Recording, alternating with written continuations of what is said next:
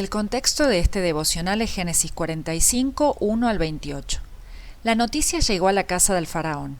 Le dijeron: «Han llegado los hermanos de José», lo cual agradó al faraón y a sus siervos. Entonces el faraón le dijo a José: «Diles a tus hermanos que carguen sus bestias y que regresen a la tierra de Canaán, que tomen al padre de ustedes y a sus familias y que vengan a mí. Yo les daré a ustedes lo mejor de la tierra de Egipto, y ustedes comerán de la abundancia de la tierra. Y tú ordénales que hagan lo siguiente: que tomen de la tierra de Egipto carros para sus niños y mujeres, y que vengan y traigan al padre de ustedes. Y no se preocupen por sus enseres, porque de ustedes será lo mejor de la tierra de Egipto». Los hijos de Israel lo hicieron así, y siguiendo la orden del faraón, José les dio carros y les proveyó víveres para el camino. A cada uno de ellos le dio mudas de ropa, y a Benjamín le dio 300 piezas de plata y 5 mudas de ropa. A su padre le envió 10 asnos cargados con lo mejor de Egipto, 10 asnas cargadas de trigo y pan y comida para el viaje de su padre. Luego despidió a sus hermanos y ellos partieron. Y él les recomendó: no vayan peleando por el camino. Ellos salieron de Egipto y llegaron a la tierra de Canaán, a donde estaba Jacob, su padre, y le dieron la noticia.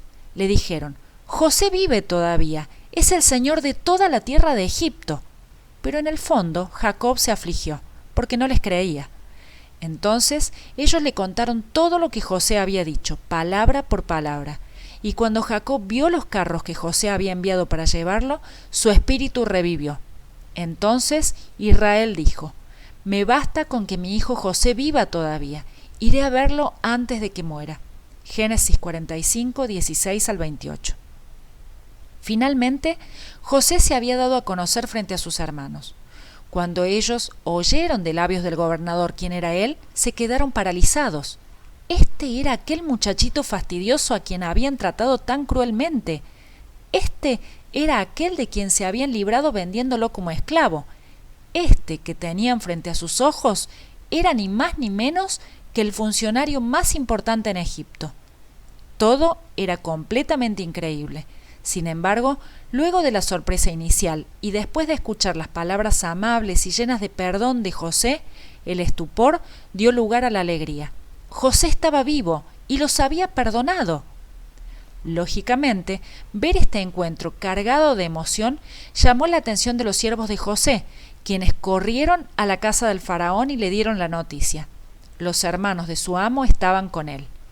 Al enterarse de esto, el rey de Egipto también se alegró. Pero, ¿por qué esta noticia alegraría al faraón? Tal vez, satisfecho por la fidelidad de José, al rey le complacía tener más gente como él allí. Por ello, no solo dispuso que la familia de su ministro más importante se trasladara a aquel país, sino que él mismo aseguró todos los medios necesarios para que habitaran en la mejor región de Egipto y nada le faltase. Gracias a su vínculo con José, el faraón garantizó un gran futuro para la familia de Jacob en Egipto. Además de eso, al despedirlos, José no dejó ir a sus hermanos con las manos vacías, sino que los llenó de provisiones para el camino. Más aún, lo que José les dio no solo les serviría para el viaje de regreso, sino que junto con las provisiones los llenó de riquezas. A pesar de sus pecados pasados, gracias a su relación con José, el faraón aseguró un futuro próspero para los hijos de Jacob. A pesar de su gran maldad, José perdonó a sus hermanos, pero no solo eso, sino que aun sin que ellos lo merecieran, los enriqueció grandemente. Del mismo modo, a pesar de nuestra rebeldía constante contra el Señor, cuando nos arrepentimos, Él perdonó nuestros pecados y nos bendijo con toda bendición espiritual. A pesar de nuestra gran maldad, gracias a nuestra relación con su Hijo, Dios nos da la esperanza de un futuro eterno a su lado. Toda la alabanza sea para Dios, el Padre de nuestro Señor Jesucristo, quien nos ha bendecido con toda clase de bendiciones espirituales en los lugares celestiales, porque estamos unidos a Cristo. Incluso antes de haber hecho el mundo, Dios nos amó y nos eligió en Cristo, para que seamos santos e intachables a sus ojos. Dios decidió de antemano adoptarnos como miembros de su familia, al acercarnos a sí mismo por medio de Jesucristo. Eso es precisamente lo que Él quería hacer, y le dio gran gusto hacerlo. de manera que alabamos a Dios por la abundante gracia que derramó sobre nosotros, los que pertenecemos a su Hijo amado. Dios es tan rico en gracia y bondad que compró nuestra libertad con la sangre de su Hijo y perdonó nuestros pecados.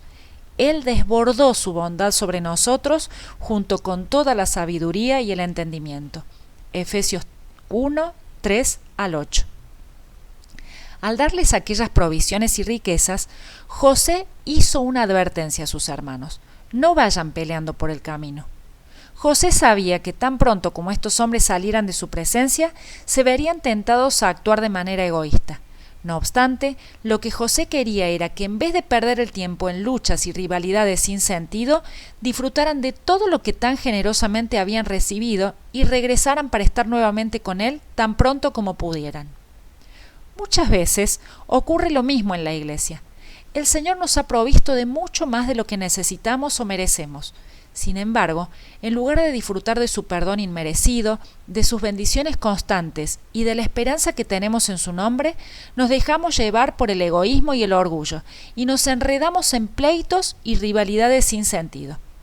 Así como recomendó José a sus hermanos, hoy el Señor también dice a su iglesia: hasta que volvamos a vernos, no vayan peleando por el camino. Cuando los hermanos de José llegaron a Canaán, dieron la buena noticia a su padre. El hijo que había dado por muerto estaba vivo. Y no solo eso, sino que ahora era el hombre más poderoso de todo Egipto. Sin lugar a dudas, aquella era la mejor noticia que Jacob podría haber recibido, la mejor que había escuchado en años. No obstante, en vez de alegrarse, se afligió. Pero, ¿qué ocurría con Jacob? Sencillamente, él no podía creer lo que estaba oyendo. Quizás Jacob conocía tan bien a sus hijos que sabía que no podía confiar en ellos. O tal vez su corazón gastado ya no estaba en condiciones de ilusionarse ante una noticia tan maravillosa. Sin embargo, ante la incredulidad de Jacob, sus hijos le relataron en detalle lo que José había dicho. Y entonces, cuando él vio los carros que José había enviado para llevarlos con él, finalmente pudo creer. Cuando a Jacob le dijeron que José estaba muerto, lo creyó, a pesar de que se trataba de una mentira. En cambio, cuando le dijeron que José estaba vivo, no lo creyó hasta que sus hijos le contaron en detalle lo que él había dicho y le mostraron los regalos que les había dado.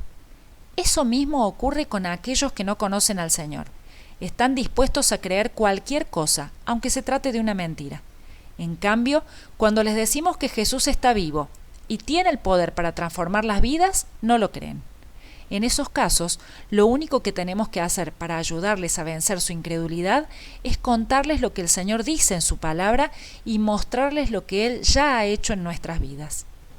Antes, cuando sus hijos le contaron las cosas extrañas que habían ocurrido en Egipto y le dijeron que tenían que llevar a Benjamín con ellos, Jacob se llenó de temor y se lamentó diciendo: todo está en mi contra. Ahora, en cambio, al saber que su hijo José realmente estaba vivo, su actitud cambió completamente y con gran alegría pudo exclamar: con esto me basta.